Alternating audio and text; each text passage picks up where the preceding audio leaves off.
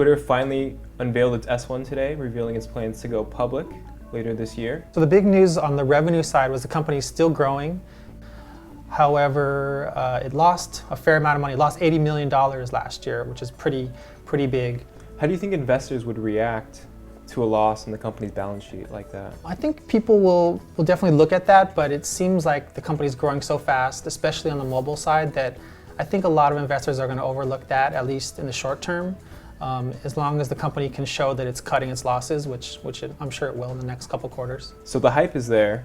People are comparing it to Facebook, social media companies, both of them, both from Silicon Valley, obviously. Do you think Twitter's IPO will meet the same end that Facebook did, maybe not meeting expectations? Yeah, that's a good question. They didn't reveal how many shares they're going to be pricing, Right. Which will be coming out in the next couple of weeks, we expect. But we're expecting Twitter to do a much smaller float than Facebook, which should help the pricing. Raising up to $1 billion, right? Right, but by doing $1 billion instead of $10 billion, Right. The stock should go up instead of down the way it did with Facebook. Right. And Twitter also has going for it that it's really strong on the mobile side, which was one thing investors were really scared about with Facebook. But we should talk about the really important stuff, which is who's getting rich on the IPO. Eb Williams, who's a co-founder in Twitter, owns about 12% of the company. That stake alone, at about a $10 billion valuation, makes him a billionaire. We sort of felt there was some potential there, and I'd worked on blogging and helping people share information for a number of years.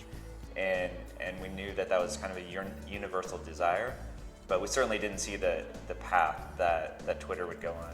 Other people that have large stakes as well include co-founder Jack Dorsey, who Right. was actually already a billionaire because of his stake in payments company Square. So in Twitter's case, you can pick up any phone, any device at all, and use it to broadcast to the world immediately. Other people with large stakes include Dick Costolo, who's the CEO, as well as Prince Al-Walid, who is actually not listed on the S1, but is known to have a fairly significant Twitter holding. And there are also a bunch of investment firms that look like they're going to do pretty well too. Right, DST, Benchmark.